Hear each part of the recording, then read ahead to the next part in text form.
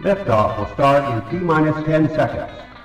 10, 9, 8, 7, 6, 5, 4, 3, 2, 1. We have ignition. It's time! Seconds from game 7 or from championship number 6. Jordan, open, Chicago with the lead! Behind the screen, Harper got a piece of it, it comes off. The Chicago Bulls have won their 6th NBA championship. Tying run at second, 2 out, Palmero over the head of Jenks. Uribe charges, throws, out! And the White Sox have won the World Series. To the far side around the 8-yard line to Hester. Under it, and to the middle of the 15, to the 20, breaks free of the 25, to the 30, to the outside, 40, midfield, 40, 30 on the coast, 20, 15, Hester 5. For the 3rd time in 6 seasons, it's one goal achieved. The Chicago Blackhawks win the Stanley Cup. A little bouncer slowly toward Bryant. He will glove it toward Rizzo. It's in time, and the Chicago Cubs win the World Series.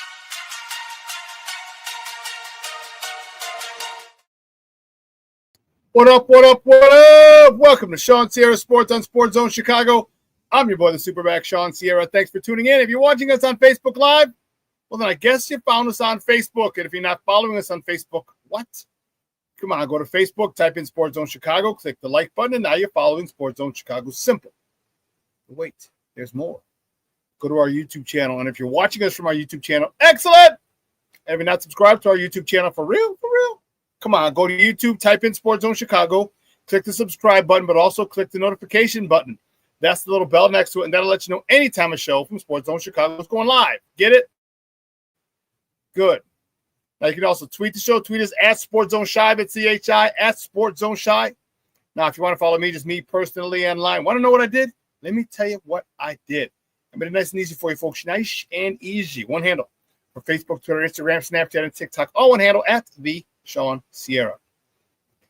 Listen, I got a great show, but I need you to get in whatever platform you're watching us on, whether it's Facebook or YouTube. Leave a question or comment on that platform. It'll come up here in the thread.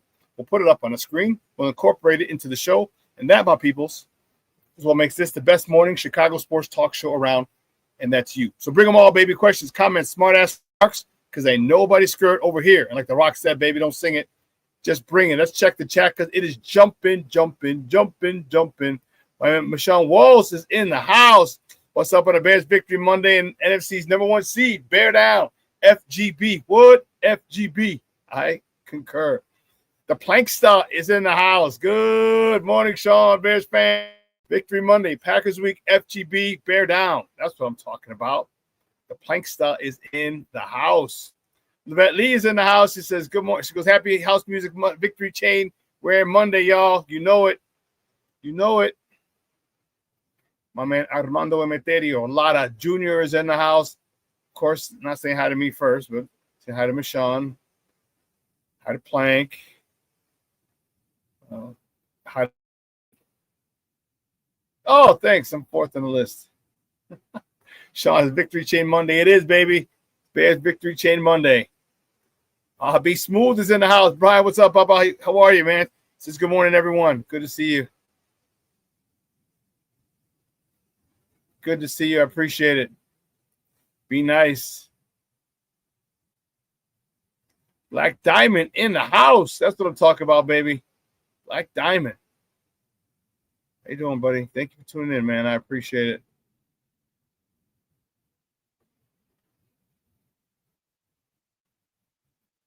El Nino Brown. That's what I'm talking about. What up, what up, what up? Happy House Music Monday. Bears in first place. Victory Monday, baby. Let's go. El Nino Brown. And my man Rick Gonzalez, FGB. 1, 2, 4, 6, 8. and smoke weed every day. Good morning, Rick. Great stuff, bro. Appreciate it. Be nice. Good morning, SuperBack. King Book of World. Salute everyone. Shawn, what's up, man? Thank you, man. I appreciate it. I appreciate you checking in, Papa. Thank you.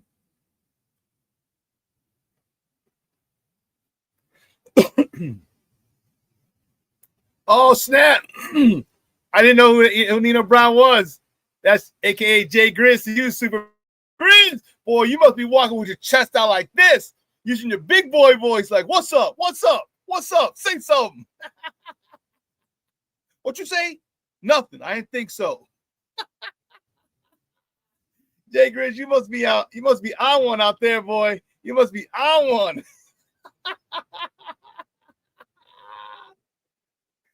Oh, man.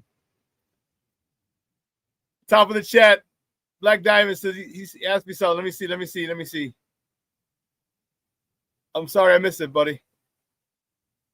And bro. I said Mr. B.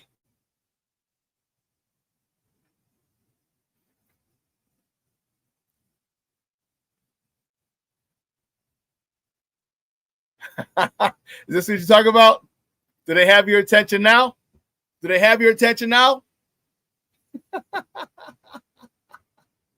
the Bears didn't play anybody. The record is piss poor of everyone they played. Oh, well. Now what? The Eagles are going to do something, so you... No, that wasn't the question? Damn. Okay, my bad.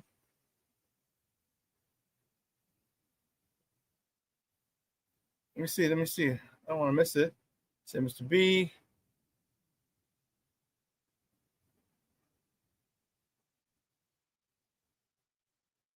Yeah. Oh, I didn't see it. Yeah, Plank, Shawn, Levette, Plank, Jr., Plank, Levette, Jr., Brian, Shawn, Plank. Black Diamond, the first thing I got from you was you saying what's up to Brian, saying Mr. B. That's all I see. I don't see a question from you, boss.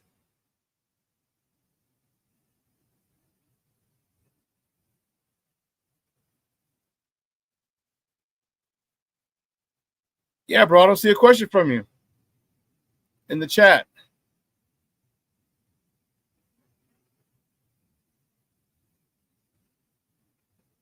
Yeah, Papa, I don't see it. You might not have pressed pause. I mean, might not have pressed send, but it's not in there because the first thing that you have in there is Mr. B. You say hi to Brian. But, okay.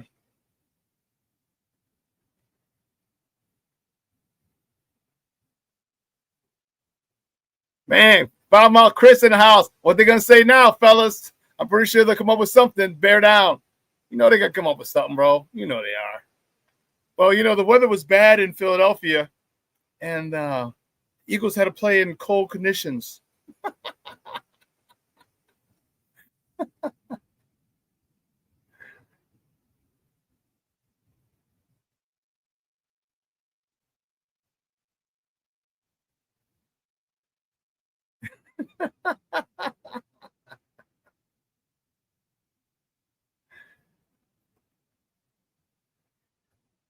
My man says, Black Diamond says weird, but I had asked.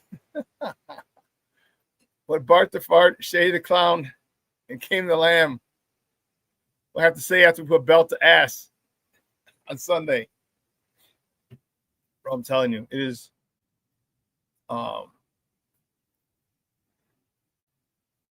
it's great. Listen, I don't know a lot, but the usual suspects will chime in as the show goes on. That, my peoples, I can promise you. Listen, we got a lot to talk, man. All right, big Bears win on Friday.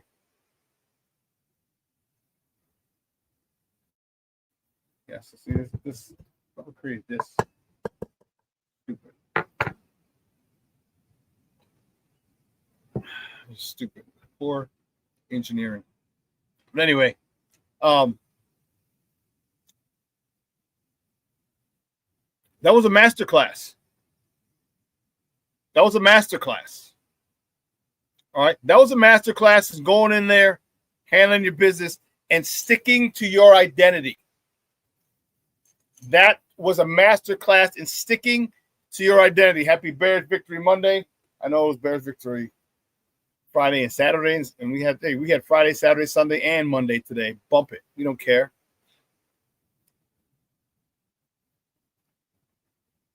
But the thing that I'm really excited about is exactly what I said. It was a masterclass. It's a masterclass.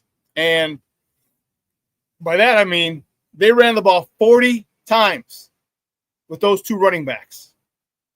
40 times. Calvin Ungai had 22 carries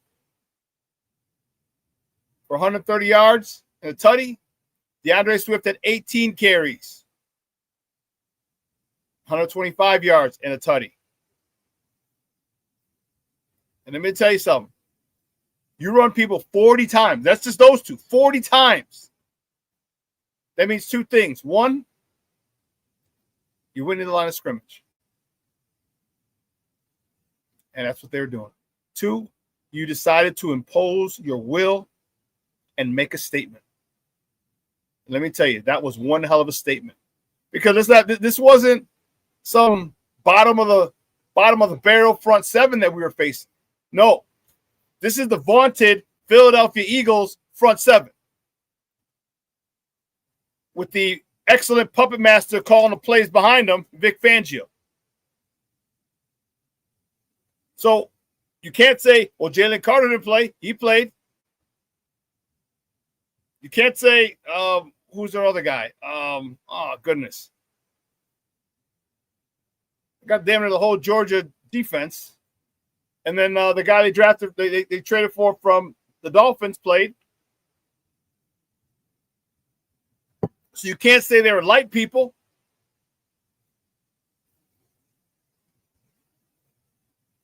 We went in there.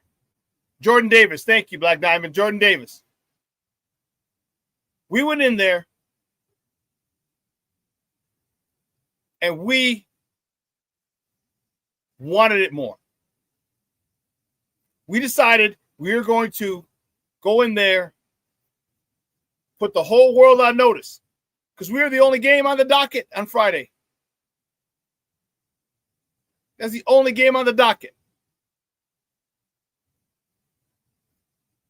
So the whole world was watching. And don't forget, Amazon Prime was free that day too because it was Black Friday.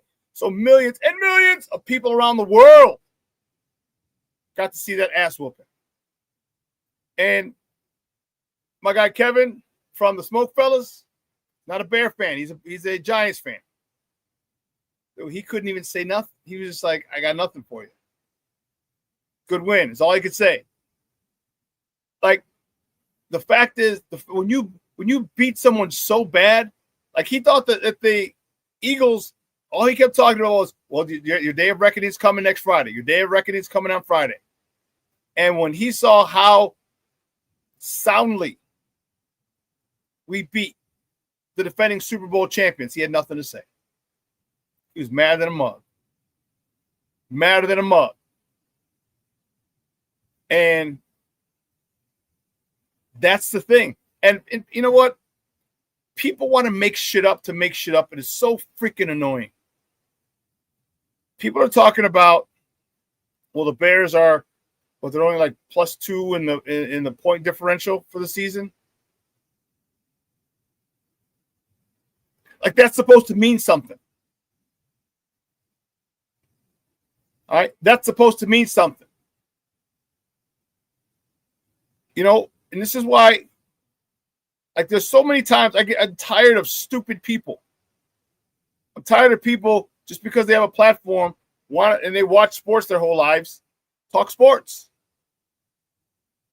Because that's something that you'll do. Well, the Bears are this, the Bears are that. Look at this. Like, look, we lost 52-31. We lost by 31 points to our division rival. So if you don't think that's going to sway the plus-minus point differential, you're crazy. And it doesn't matter.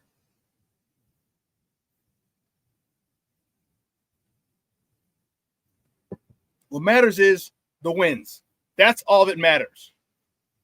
And then here, all right, Steve-O clipped together some stuff for me, and I was really annoyed just with stupid people. Stupid takes. Like, look at this one. After watching the Bears run defense against Pittsburgh, I really believe Philadelphia can run them. I really do, especially given the injuries they have in linebacker, which Arthur Smith just attacked relentlessly the last game. And there's no reason why they can't just put Jalen Hurts under center. The Bears linebacker play, they were just really, really struggling there. And then they were just wide, super soft edges to attack. They were taking terrible angles. I know that the Philadelphia run game has not been good. I understand that. But I think if they really commit to running under center, I really think the run game can get back on track in this one. Yeah, and it's funny because a lot of the times our frustration with the Eagles' offensive approach in terms of running the football has been, hey, like, enough of the eye candy, enough of the gun stuff, enough of the package plays, get under center and commit. The thing is, like, this Bears defense, just every advanced metric hates them. They are bottom 10 in success rate. They are bottom 10 in EPA per drive. They are extremely turnover reliant. They are top 2 in takeaways per drive. Their takeaways are also happening at critical parts of the field. You're facing an Eagles team that just, like, fundamentally does not turn the football over. The number one objective for the quarterback stamped in red across his forehead is don't turn the ball over. Don't fumble it. Yeah, and the only way the Eagles actually really let that Cowboys game get away from them is by putting the ball on the ground multiple times, right? Once in special teams and then once on offense. So long as you protect the football, which again is the North Star of this team, you can move it on the Bears in a lot of different ways. Well,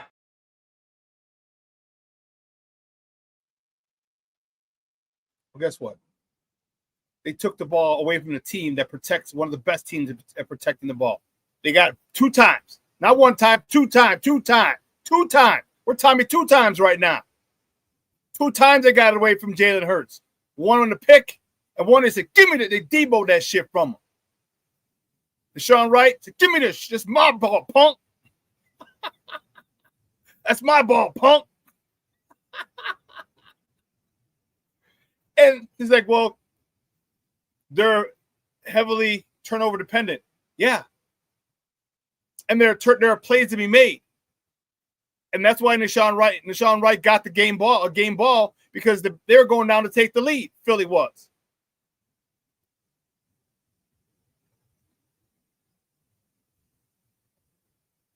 Tell him, Nino. You know what I'm saying, Jay Grizz? It's not that the stats lie. It's stats can be manipulated. They can be manipulated to support your agenda. That's what they do. They can be manipulated because stats are facts. Okay? They're facts. But when you go down a little bit and say, wait a minute, well, why are the Bears only +2 in point differential? Well, they won a lot of games. Well, they didn't win all the games by 1 point. Some, yes. Some 3, some 4, some 5. But the one big loss they had swayed it. You take that out. Come on, man. That's a whole nother story. Shorty's in the house. I got to mute you now. I'm in a meeting at work. Bear down, Shorty. I appreciate you tuning in, bro. Jay Grizz, coaching matters. Yes, it does. Yes, it does.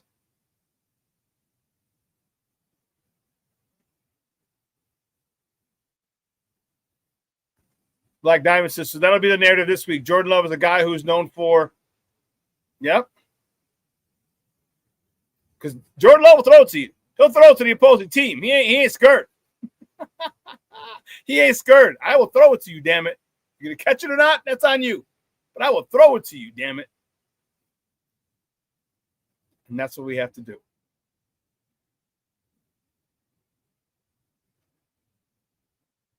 You know?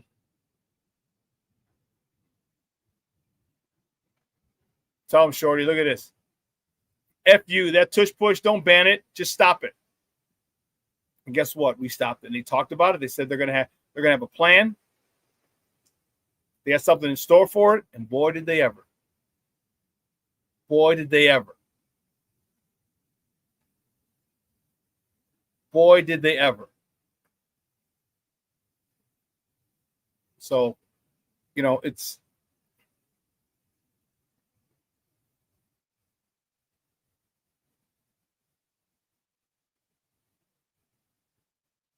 but he's elite. I don't know how many people call Jordan Love elite. He's definitely not on par with Favre and Rodgers. But you have some people who'll go down that route. Some Green Bay fans. Some cousin kissing, cow tipping, lead paint eating. I'll say he's elite. Because you want to believe it so bad. But he's not. He's not. He's played some good football the last couple of weeks. He's played some good football the last couple of weeks. And that ESPN said, Jay Grizz, bratwurst sucking. Oh, man.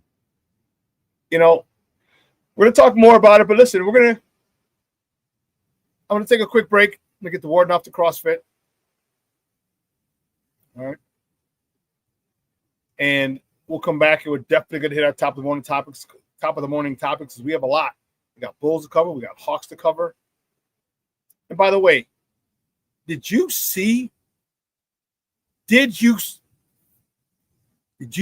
goal by Connor Bedard yesterday? Did you see that goal by Connor Bedard yesterday where he completely undressed the goalie? That was a la Patrick Kane, a la Dennis Savard for all my old school Blackhawk heads. That goal put him in that category with those two.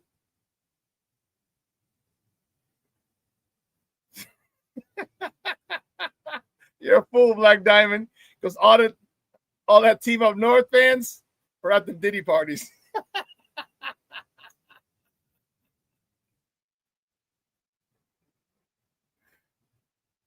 Junior says, I saw that goal and I thought of Kane. Yes. Oh, my goodness. We'll talk about it on the other side of the break. So don't go anywhere, folks. Keep it locked right here. Shawn Sierra Sports on Sports Zone Chicago.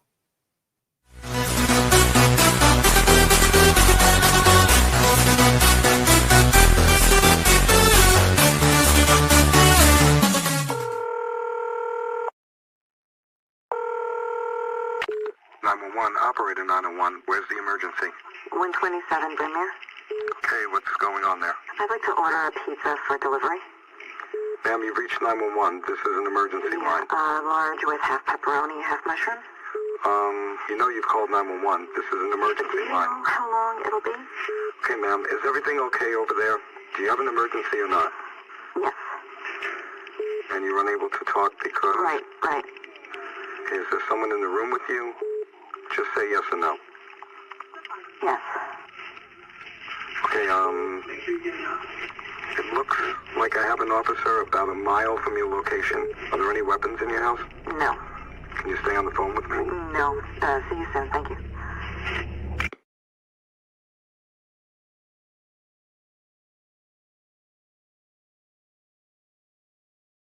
Every day, we take steps to keep the people we love safe, but some health risks are easy to miss.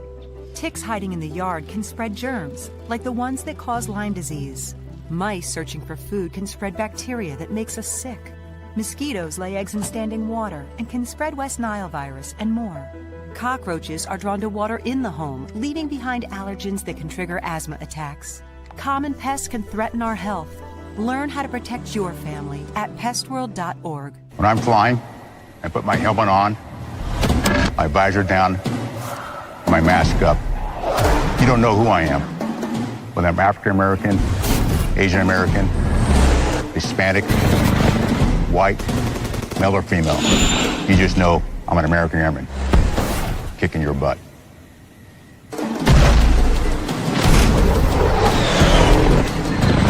I'm General C.Q. Brown Jr. Come join us. No, I don't know though. I'm scared. I mean, you're so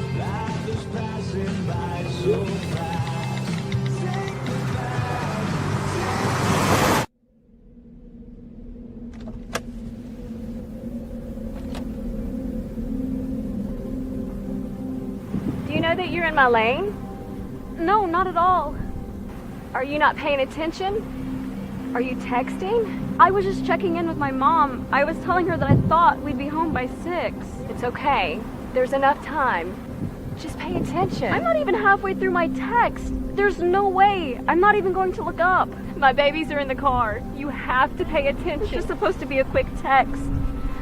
I'm so sorry.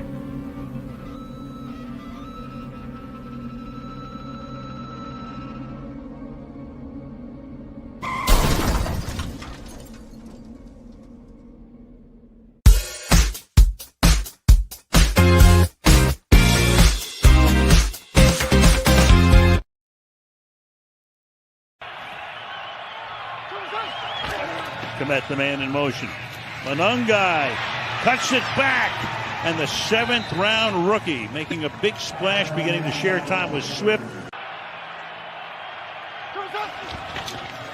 Toss to him. Swift, first down and a lot more, and the ex-Eagle takes it down to the 21-yard line. Adoree Jackson makes that tackle. So another big gain here, gain of 23. And how a big part of this offense with Ben Johnson is so much pre-snap movement. Here's Cole Kmet. Watch what Williams to Swift. Touchdown. What a drive. He punched the ball into the seats. He's carried 6 times for 43 yards, including the touchdown here. A minute and a half to go in the quarter. 7-0 Bears. Welcome back to ShawnSierraSports on Sports Zone Chicago. Those clips courtesy of Fox and Prime Video. I think it's more Prime. They just allowed Fox to use, but I want to give them both credit just so I don't get in trouble. I'm just here so I won't get fined, boss.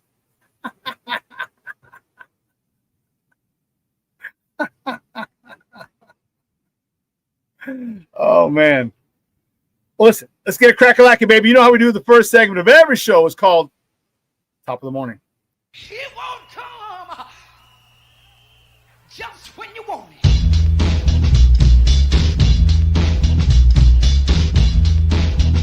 Top of the morning to you. Top of the morning to you.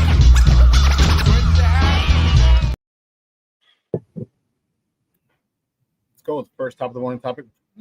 Come on, we already know where we're going. Stop playing. Don't even play like that. What you got to play for? The Bears, baby. The Bears travel to the city of brotherly love. Beat the defending Super Bowl champion Philadelphia Eagles 24-15. What a day.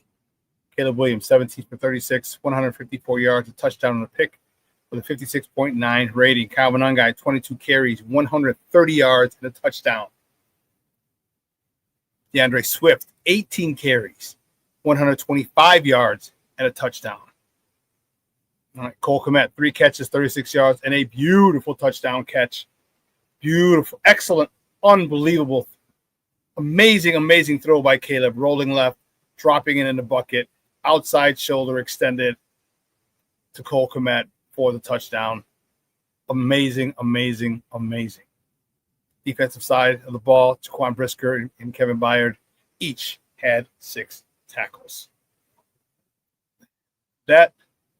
What happened was, right, when we beat it at them, the Bears became the number 1 seed in the NFC. Number 1 seed. I can't tell you how fired up I am. I can tell you for damn sure that wasn't on my bingo card in the beginning of the year. That's for damn sure. That's for damn sure. It wasn't on my bingo card at all.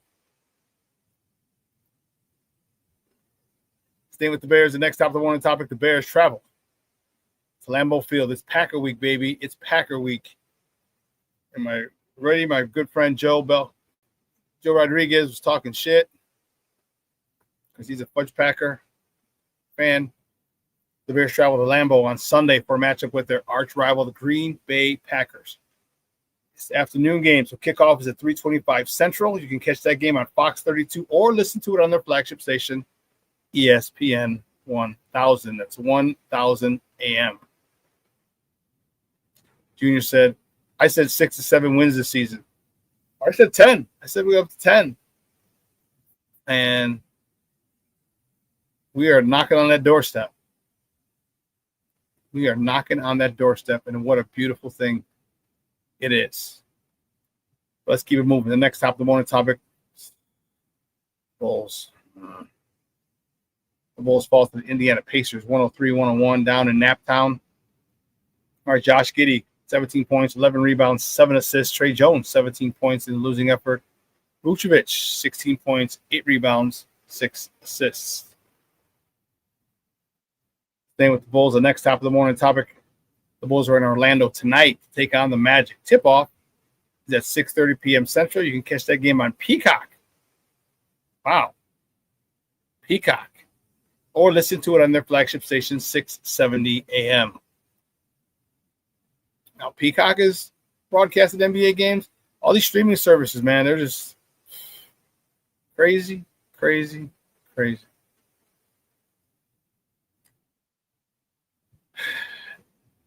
Keeping it moving. The next top of the morning topic, the mighty Blackhawks beat the mighty Ducks of Anaheim. 5-3. Spencer Knight stopped 23 of 26 shots. Connor Bedard, 2 goals, 2 assists. What a night. A 4-point night for my man. Tyler Bertuzzi lit the lamp for the 13th time. Green lit it for the 4th. Kobe Doc lit the lamp for the 3rd time this season. They were rocking those black unis. Loved it. Loved it. Those are tight. Dude, those black sweaters are nice. Staying with the Blackhawks, the next top of the morning topic, the Blackhawks travel to Vegas, baby. Vegas to face the Golden Knights tomorrow. Mañana, tomorrow. The puck drop is at 9 p.m. Central. You can catch that game on ESPN Plus or Hulu, or listen to it on their flagship station, 7:20 a.m.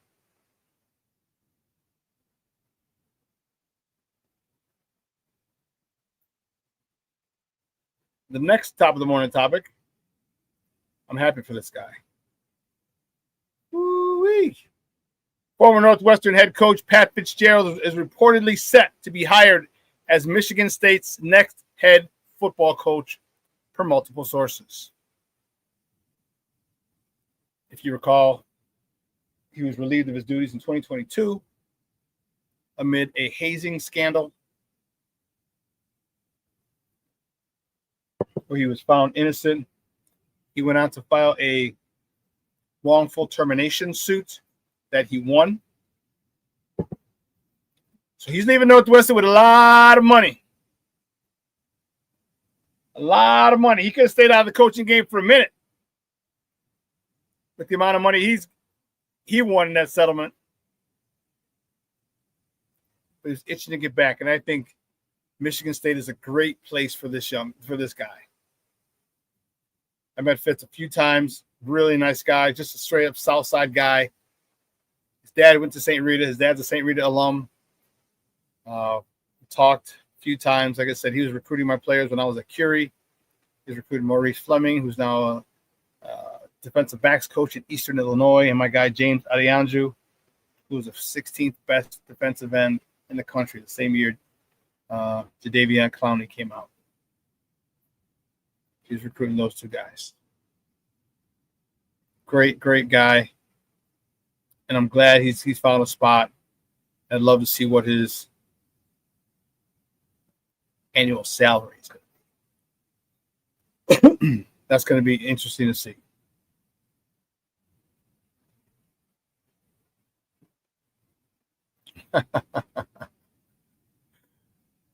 Brian said, "Don't forget to get your free hot dog tomorrow, bro."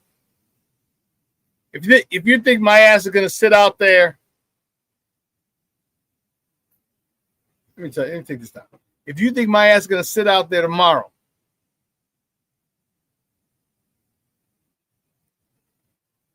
Tuesday, in 25-degree weather,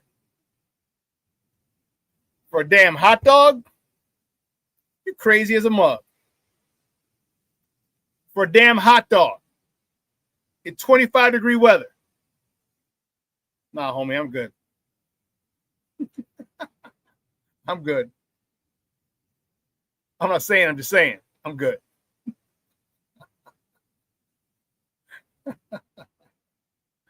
Black Diamond says, got to give me a Bedard jersey, a sweater. Yeah? I'm telling you, it is so good right now. Chicago sports is so good right now. All right? It's so good. It's so fun to be a fan. It's so fun to watch our Bears. And what John Madden said, and I'll repeat it probably a million more times before I ever stop doing this show. The NFL is just better when the Bears are good. End of story.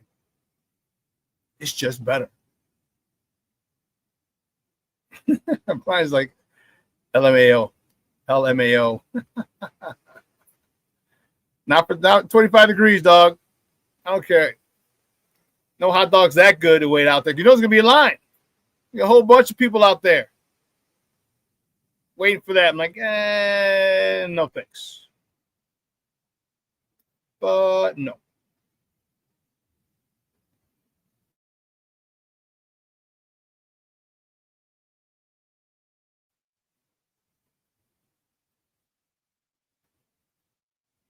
You know, one of the things, this Bulls team is really pissing me off. All right, they lost Saturday to Indianapolis, 103-101, or Indiana, 103-101, and that took them under 500.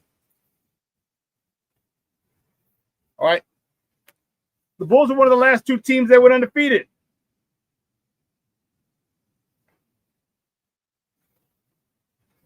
One of the last two teams undefeated, and now they're below 500. We're 9-10, third in the division. Because apparently we forgot how to play defense. Forgot how to play defense. I mean,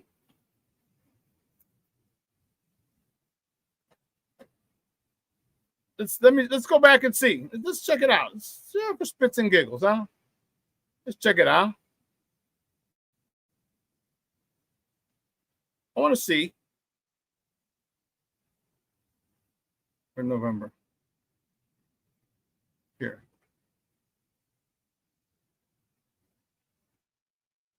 So 103 points. Not too bad. Not too bad. Okay. But then they lost the previous game to the Hornets, 123-116. They gave up 123 points. Then the game before that, on Monday, the Pelicans. They gave up 143 points. And the Pelicans had a 9-game losing streak. And we're averaging like 103 points, 105 points. And they gave up 143 to the Pelicans. They beat the Wizards. Before that. But also the Heat. At the game before the Wizards, they gave up 143 points to the Heat. All right. Beat the Blazers, gave up 121. Beat the Nuggets, gave up 127. It was a 130-127. Lost to the Jazz. That was double overtime, gave up 150. So they're giving up big points. So you can't stop people. It's going to be tough to win games.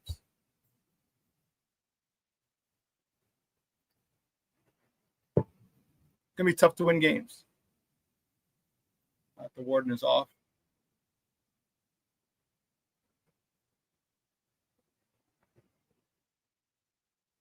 You know,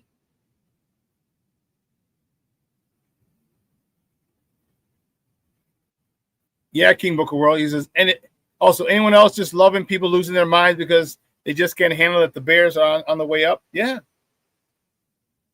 That was our guy Kevin for the Smoke Fellas. Like, he can't even compliment, and the other guys they're on him, bro. They're on him. They're talking mad shit. He can't say nothing. As I said, all he kept saying was, your day of reckoning starts Friday. Because your day of reckoning comes Friday. And man, and he was so flustered. Like, he was like, when you're when you're in an argument and you're losing it, or you've lost it, and there's nothing else, and all you can say is like, you suck, or fuck you. That's how you know you've lost an argument, when that's your only response that you can give. Oh shoot, I forgot. My bad. Thought I felt a little light. When that's the only response you can give, you've lost. You got nothing. You got nothing. Keeper, you got nothing. And that's what Kevin said in the group thread. F you.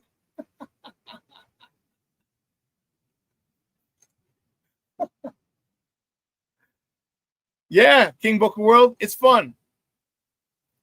It's fun. And this whole thing, like, I got a little different take. Internet's undefeated, so peep this. All right, they got the Ben Johnson thing.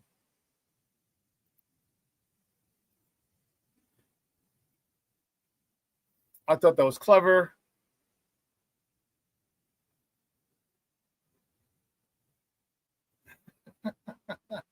Like Diamond says, hey, Shawn, tell Kevin that's his karma for messing with me during the last watch party. I got you, Black Diamond. I got you.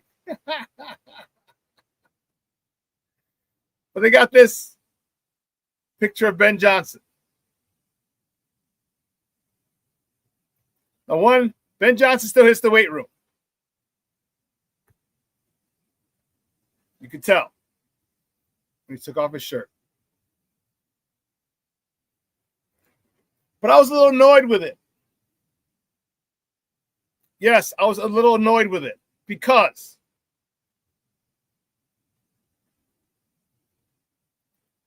I think maybe it's just me, get off my lawn, Shawn. But that win didn't clinch anything. That win didn't clinch the NFC North. That wasn't against your arch rival, the Packers. They didn't clinch the number 1 overall seed for the playoffs. It put us in that position, but it's not clinched.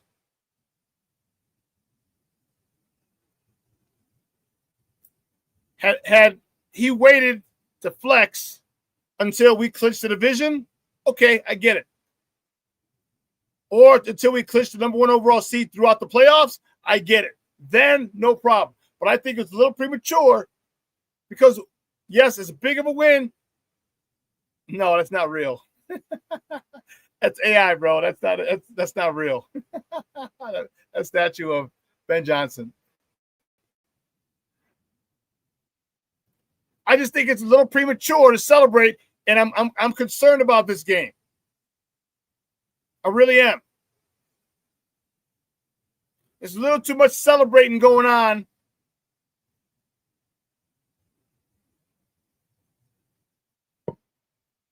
And it's tough to say don't celebrate. The NFL. They're the defending Super Bowl champions.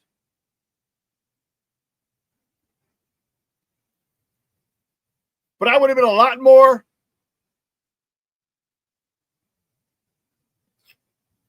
fired up if they celebrated for a little bit, didn't get too crazy, and went about their business. Nice and quiet. Get your locker room. All right. Here's the thing. You have to start expecting to win. You celebrated like it was the Super Bowl. It wasn't. It wasn't even the playoffs. It wasn't even a clinching game. So you got to get back to work and understand that game was as good as it was. It's over. You handle business. Now on to the next one. Maybe I'm being old man Shawn, get off my lawn, Shawn. I very well could be. But when that game doesn't do anything significantly, like legally, didn't clinch the NFC North, didn't clinch the number 1 overall seed in the NFC.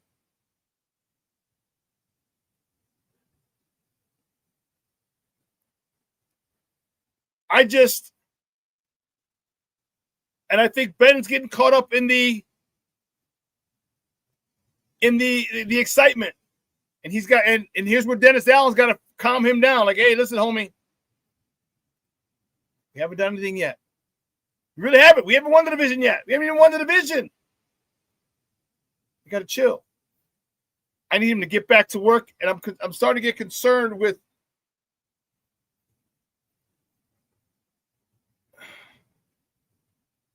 the mindset and the focus. And Black Diamond, I hope you're right. He says, I hear you, Shawn, but Ben will have the soldiers in formation. I hope so. Information and ready to fight. Focused.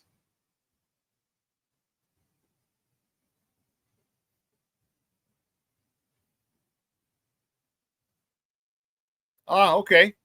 Junior says, don't forget the Bears Country podcast today at 11 a.m. Central Time. Didn't you say, who was that guy? Gabriel, the former scout. He's doing it at 11 today. Check out Bears Country podcast.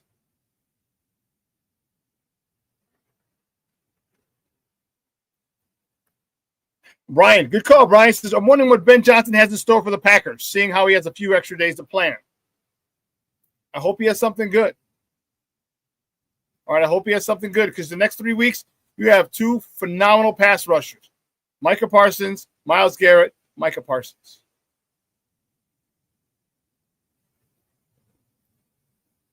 Those dudes can change a game in a heartbeat. In a heartbeat. And we have to be ready. I get it, it's Packers week, FGB, all day long. Okay? But a little too much celebrating for me. And I'm not one to tell people not to enjoy their wins. Take it with a grain of salt.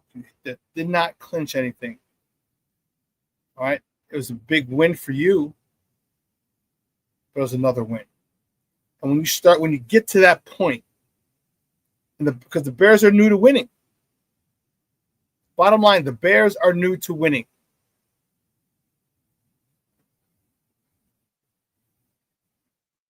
So when you get used to winning, games like that, you're like, okay, we got it, we'll celebrate. Don't get too fired up. We'll celebrate, maybe, But by the time we're leaving the locker room, it's like, Again, I'm not trying to steal their joy. I don't want to not let them enjoy what they're doing, but I don't want them to go overboard either. I don't want them to go overboard.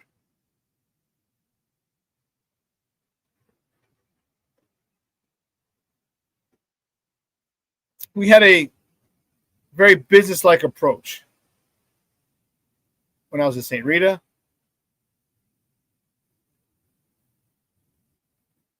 When I was at Holy Cross. And I played in Italy.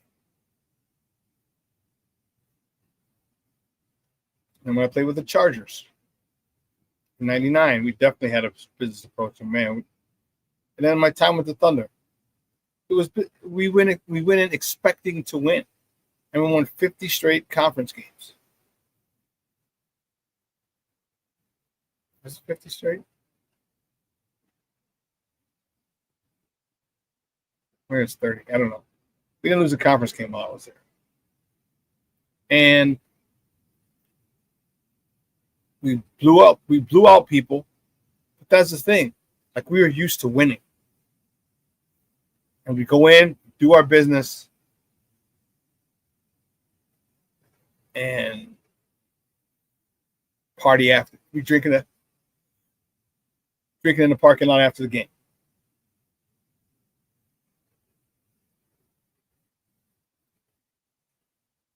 I just need to know that they're focused. All right. I just need to know that they are ready. They're going to Lambeau. It is a hostile environment, one that they're familiar with because they won there last year. They're better this year. Their run game is one of the tops, if not the top run game in the league.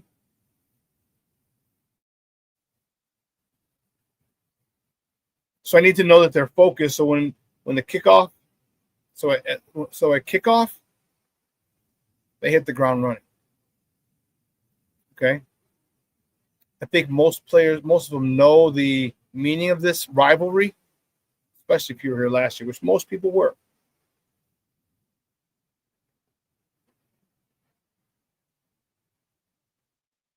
I think most people really, really should. Most people should understand it, respect it. Don't worry about who you played the week before. That game's over. Give this rivalry and this team, who's playing much better football the last 2-3 weeks, give them the proper respect they deserve. And then some. No, not and then some. Just give them the respect that they deserve. All right? It's not an easy win.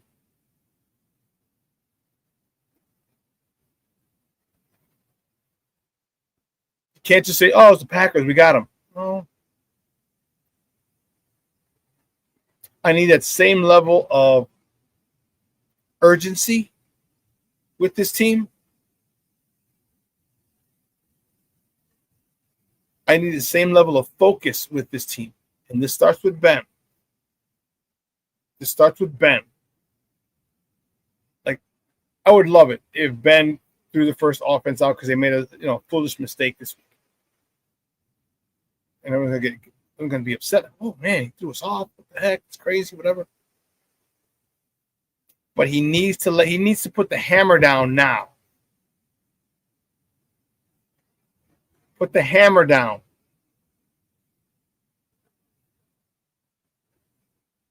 Can't be easy on these guys right now. This is an alpha male sport. And you got to lead alpha males. Listen, we're going to take a quick break. On the other side of the break, we're going to welcome my mans in them. Man, Herb Howard. The Bigs Media is going to join us. There you go. He's going to join us, and we're going to talk Bears Eagles, Bears Packers. All right, so keep it locked right here, folks. Don't go anywhere. Keep it right here. Shawn Sierra Sports on Sports Zone Chicago. Hey, it's your boy, the SuperBack, Shawn Sierra, and be sure to follow Sports Zone Chicago on all social media platforms, on Facebook, Instagram, and our Roku channel. You can find us at Sports Zone Chicago, and on Twitter, we are at Sports Zone Shy. Also, be sure to download our mobile app so you can take Sports Zone Chicago with you on the go.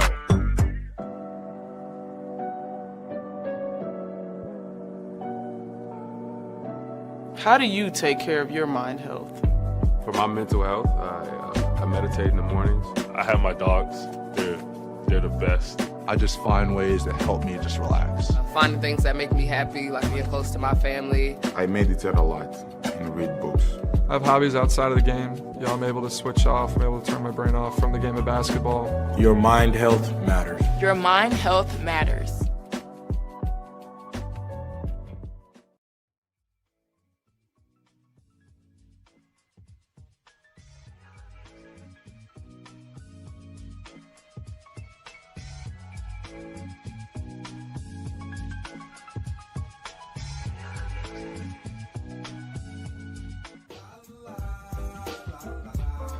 It's a romance sport. What? It's a romance sport like that.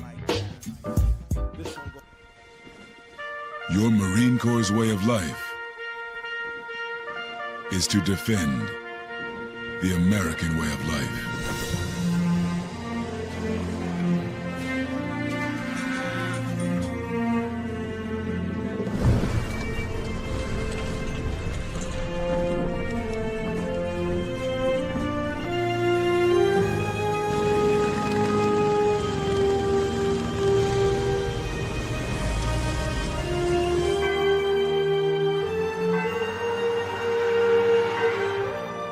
every day. No matter where we serve, we take a stand for our nation, for each other, for us all. The few, the proud, the Marines.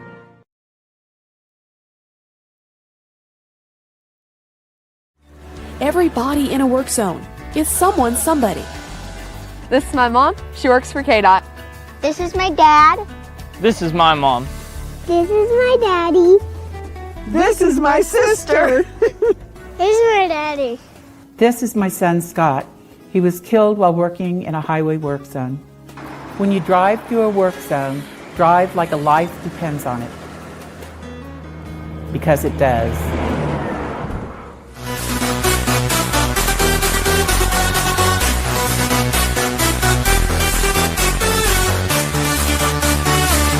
You give him room to work, he's still Saquon Barkley. 2nd and 5. Here he goes That's again. Yeah, they gave no room to work that time. Stuffed in the backfield by Austin Booker. Wound up in the landing zone and then skidded through the end zone. Start with Swift, who cuts it back. Big gain again. First down. Breaks a tackle. Picks up 19 after the 39. Swift is the back. Swift inside the 25. First down and more. And Swift takes it to the 11. They're just shredding that Eagle defense. 4-man rush. Hurst fires over the middle, and that's incomplete. And the next sound you hear will be this. That would have turned this game on its head on a dime. 2nd down and 10 now. Little dump underneath. Swift. He's got some blocking. Swift out past the 40 to the 45-yard line. Do they want to take a timeout here? Welcome back to ShawnSierraSports on Sports Zone Chicago. Those folks courtesy of Prime Video. Those were the boys on Friday.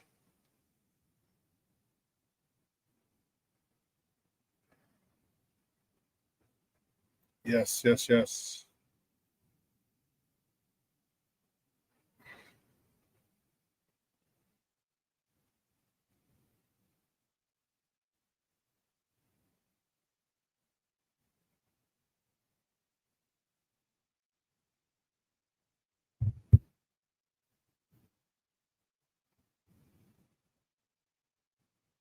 You know, one of the things that was awesome, just one,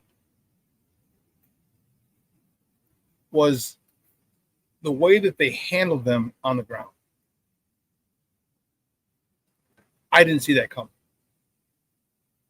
I thought they could have a run game. I thought they could have over 100 yards. I ain't scared of anybody. 280 yards rushing? What the fudge crackers is that? What in the blue hell is that? I mean,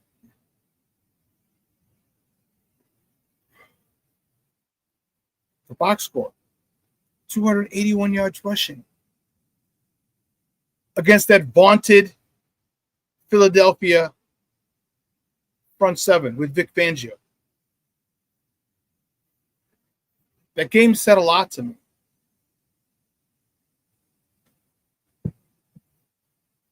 The game said a lot to me. What it said, one of the biggest things that it said to me was that Ben Johnson has created an identity for this team.